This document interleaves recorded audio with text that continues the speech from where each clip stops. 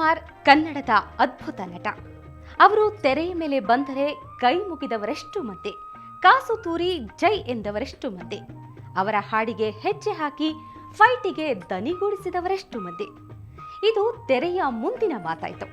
ತೆರೆಯ ಮೇಲೆ ಅವರೊಂದಿಗೆ ಗೆಳತಿ, ಪ್ರೇಯಸಿ, ಪತ್ನಿ, ತಂಗಿ, ತಾಯಿಯಾಗಿ ನಟಿಸಿದ ಕನ್ನಡದ ಹಿರಿಯ ನಟಿಯರಿಗೆ ಎಂಥ ಅನುಭವ ಆಗಿರಬಹುದು.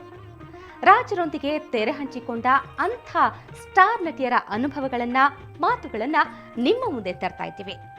ಯಾರವರು, ಯಾರ್ಯಾರು ಏನ್ ಹೇಳ್ತಾರೆ, ಅದೇ ಈ ಹೊತ್ತಿನ ವಿಶೇಷ ರಾಜ್ ತಾರೆಯರು.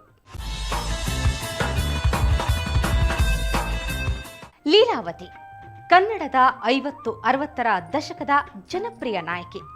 ರಾಜ್‌ಕುಮಾರ್ ಅವರೊಂದಿಗೆ ಹಲವು ಚಿತ್ರಗಳಲ್ಲಿ ನಟಿಸಿದವರು. ರಾಣಿ ಹೊನ್ನಮ್ಮ ಚಿತ್ರದಲ್ಲಿ ರಾಜ್ ಲೀಲಾವತಿ ಜೋಡಿಗೆ ಅಪಾರ ಯಶಸ್ಸು ಸಿಕ್ಕಿತು.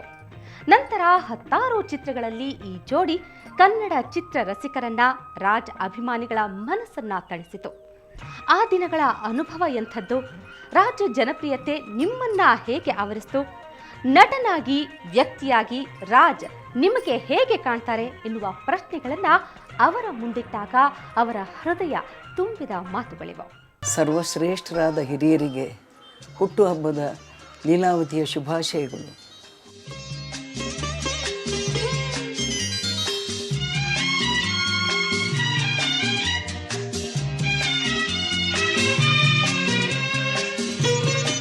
ಬೆಕ್ಕಿನ ಕೊರಳಿಗೆ ಗಂಟೆ ಕಟ್ಟುವುದು ಯಾರು ಅಂತ ಹೇಳಿದಾಗೆ ಅವರಲ್ಲಿ 108 ಆಸೆಗಳು, ಭಾವನೆಗಳೆಲ್ಲ ಇರ್ಬೋದು.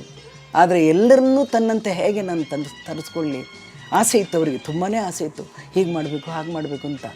ಆದರೆ ಹೇಳಿಕೊಳ್ಳುವಷ್ಟು ಒಂದು ಧೈರ್ಯ ಅಂತಲ್ಲ, ಅದಕ್ಕೆ ಅವರ ಸಂಕೋಚ. ಅವರು ತಾನು ಚಿಕ್ಕವನು, ನೀವೆಲ್ಲ ದೊಡ್ಡವರು ಅನ್ನೋಂಥ ಭಾವನೆ ಇಟ್ಕೊಂಡಿದ್ದರಿಂದ ಅವ್ರಿಗೆ ಅದನ್ನ ಹೇಳೋಕ್ಕಾಗದೆ ಅವರು ತನ್ನಲ್ಲೇ ತಾನು ಜೀರ್ಣ ಮಾಡಿಕೊಂಡಿದ್ದು ಉಂಟದು.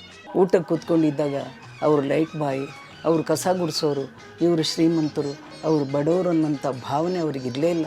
ಎಲ್ಲರ ಮಧ್ಯದಲ್ಲಿ ಕೂತ್ಕೊಂಡು ತಾನು ಅವ್ರು ಏನು ತಿಂತಾಯಿದ್ರು ಅದನ್ನೇ ಊಟ ಮಾಡ್ತಾಯಿದ್ರು. ನಾನು ನೋಡಿದ್ದೀನಿ ಅದನ್ನ ತುಂಬ ಸಾರಿ. ನಾನು ಅವ್ರಗಳ ಜೊತೆಲೇ ಕೂತ್ಕೊಂಡು ಊಟನೂ ಮಾಡಿದ್ದೀನಿ. ಅವರೊಂದು ಚಿಕ್ಕದಾಗಿ ಹೇಳಿದರು, ದೊಡ್ಡದಾಗಿ ತೊಗೊಳ್ತಾಯಿದ್ರು ಅಭಿಮಾನಿಗಳು ಅಂತ ಹಿಡಿದು ನಮ್ಮ ನಟ ವರ್ಗದವರು ಕೂಡ ಎಲ್ಲರೂ ಅಷ್ಟು ಗೌರವ ಕೊಡ್ತಾಯಿದ್ರು. ಅದಕ್ಕೆ ಅವರು ಹೇಳಿದ ಮಾತು ಕೇಳಬೇಕು ಅನ್ನುವಂಥ ಒಂದು ಪ್ರೀತಿ ಇತ್ತು, ಅದರಲ್ಲಿ ಹುಮ್ಮಸ್ಸಿತ್ತು. ಅವರ ಹುಮ್ಮಸ್ಸು ಕುಗ್ಗದ ಹಾಗೆ ಅವರು ಹೇಳ್ತಾಯಿದ್ರು, ಹೀಗೆ ಮಾಡಬೇಕು, ನಾವು ಬಿಡಬಾರ್ದು, ಇದನ್ನು ನಡೆಸಲೇಬೇಕು, ಹಾಗೆ ಅಂತ ಒಂದು ಛಲ ಅವರಲ್ಲಿತ್ತು. ಆ ಛಲಕ್ಕೆ ಬೆಲೆ ನಮ್ಮ ಕಲಾವಿದರಲ್ಲೂ ಇತ್ತು.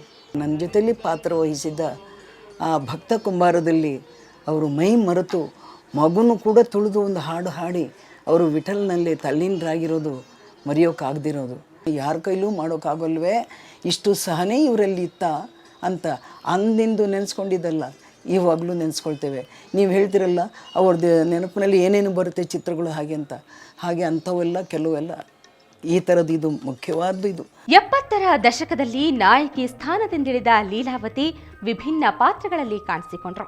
ಆದರೆ ರಾಜರೊಂದಿಗೆ ತೆರೆಯನ್ನ ಹಂಚಿಕೊಂಡ ನೆನಪುಗಳು ಅವರ ಚಿತ್ರರಂಗದ ವಿಶಿಷ್ಟ ಅನುಭವವನ್ನ ನೀಡಿವೆ ಅನ್ನೋದು ಅವರ ಮನದ ಮಾತು.